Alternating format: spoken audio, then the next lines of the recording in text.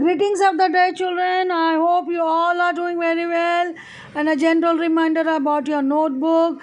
I hope it is well maintained. So, let us begin with the virtual session of science here, children. What are we going to have? We are learning the chapter, The Living Organisms and Their Surrounding. I hope you all have taken down all the previous notes and the concepts discussed in the previous sessions. So let us see what are we learning in this session. Since we have covered most of the concept for the chapter, whatever related concept we have already done with you. So now times to cover up the NCERT exercise. So we are going to cover NCERT exercise today, and as a regular practice, what are you going to do? You are going to write this exercise, NCERT exercise question and answer in your notebook. I hope you all know this. So let us discuss, and you are going to write down all these question answers. So what is a habitat? The first question here. We are going to begin from the concept which we have started with for the chapter, The Living Organisms and Their Surrounding. We have learned about the habitat before Diwali break, as you all know. So what is a habitat? The surroundings where animals live is called their habitat. The organisms depend on their habitat for their food, water, air, shelter and other needs. Habitat means a dwelling place. So wherever you can live happily, you can survive there, your body get adapted to that particular place, that it becomes a dwelling place, is actually a habitat. So a very simple concept for you to understand. Like a polar bear, it will not survive in a hot region. It will survive only in the polar region where it is extremely cold, because that polar bear get adapted to that particular habitat, that is a very cold habitat, that becomes a dwelling place for the polar bear. Similarly, a desert camel will not be able to survive in polar region. Why? Because the body get adapted to the desert area, to the hot climate, to the hot and dry climate, and the body has that kind of adaptation. So they get, the dwelling place for them is a hot and dry desert. This is how animals get adapted to that place, and that becomes a dwelling place. That dwelling place is a habitat. A very simple concept for you to understand. Then how are cactus adapted to survive in a desert? So as you have learned about, the cactus is a type of plant which will survive in the desert. Cactus are adapted to survive in a desert as they have, first point, no leaves or spiny leaves. They have no leaves or they have spiny leaves to prevent water loss through transpiration. As you know, transpiration is a process by which plants give out the unwanted water as water vapor. That is a wastewater given out from plants as water vapor. That is a transpiration process. So in a normal climate, all the leaves undergo transpiration, but in desert area where there is very scanty rainfall, very less amount of water, so this is prevented naturally by the growth of spiny leaves, where it will prevent the loss of water through transpiration.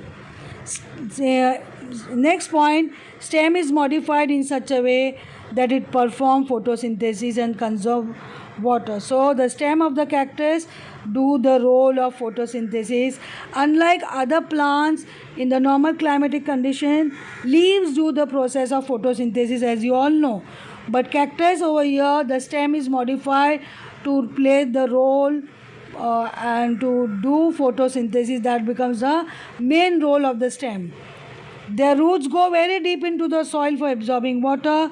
Since the water is very less in the desert region, deep inside the soil, very deep inside the soil, some amount of moisture or water will be available. So the roots will go deep down in search of water. I hope you are writing there, children. Question number 3, filling the blanks. First off, we will read out all the statement, and you are going to write filling the blanks along with the statement.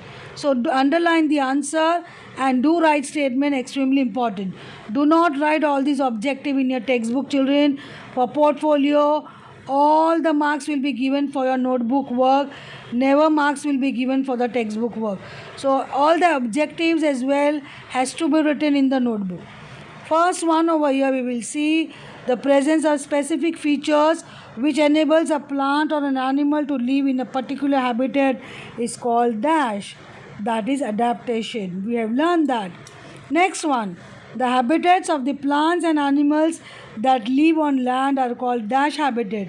So the habitat for the animals and plant where they live on land, that is called as terrestrial habitat.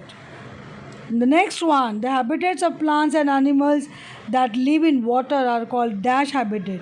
So what is that habitat, children? I hope you all have got the answer for this.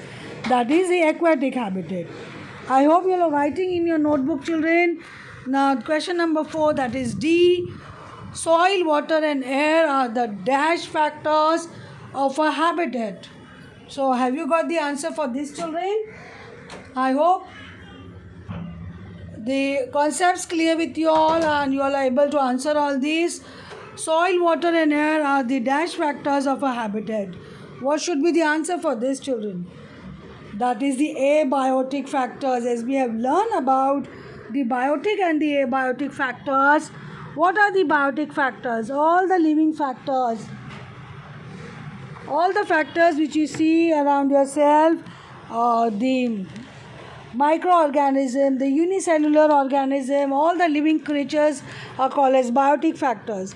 Whereas the abiotic factors, they are non-living like soil, water and air. Therefore, the answer for these abiotic factors. Last one over here, fifth one, changes in our surroundings that makes us respond to them are called dash stimuli. We have learned about the changes in our surrounding that make us respond. Since we are living and we always respond to the stimuli, that is, the stimuli is actually any change in the surrounding. All the living creatures, including us, will respond to the stimuli. So the answer for the last question here, changes in our surroundings that makes us respond to them are called as stimuli. I hope these answers are clear. Please take down along with the statement.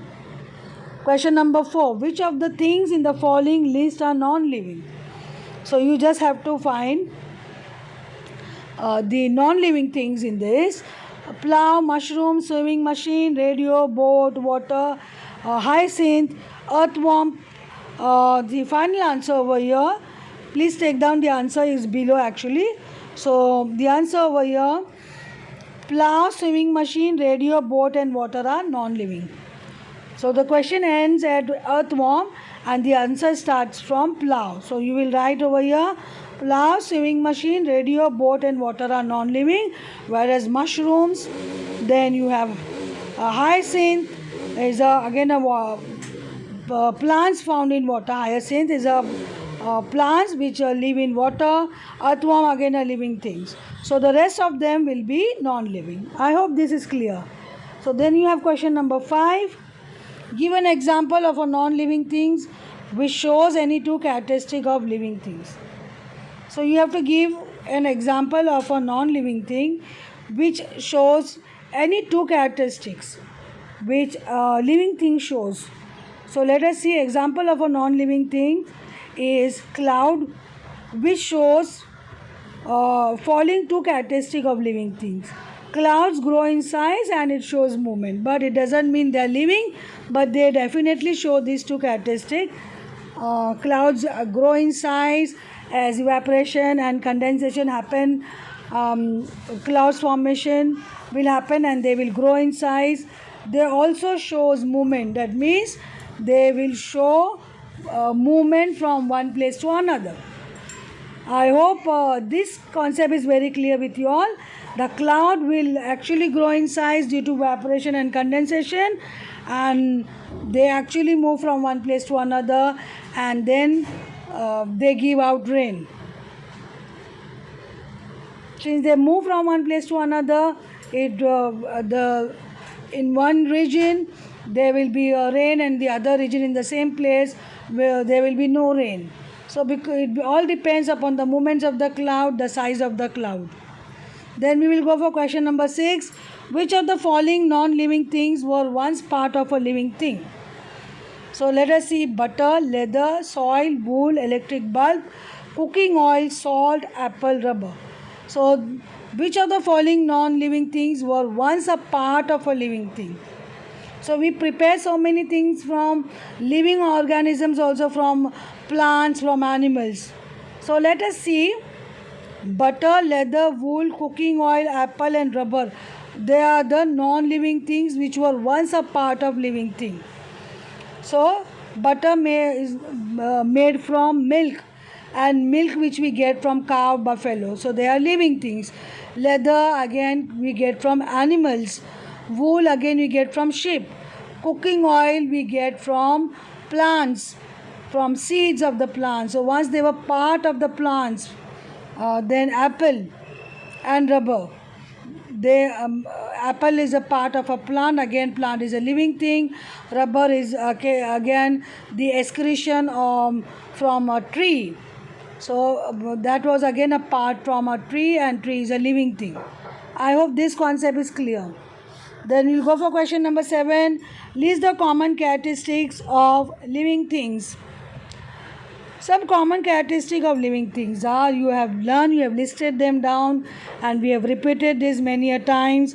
So let us list down again here in this answer: growth, movement, reproduction, respiration, responsiveness. That means they respond to the stimuli, they respond to the changes happening around, changes in the environment. They will definitely respond. Excretion, they give out, they get rid of the toxic waste from the body, the waste material from the body. So all these we have already learned. I hope you all have taken down this. Then we will go for question number 8. Explain why speed is important for survival in the grasslands for animals that live there.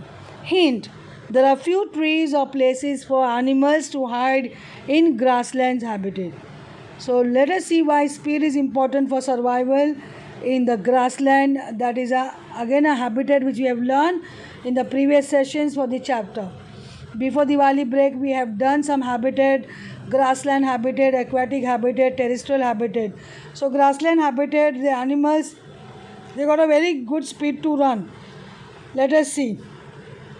In grassland habitats, there are few trees or places for animals to hide.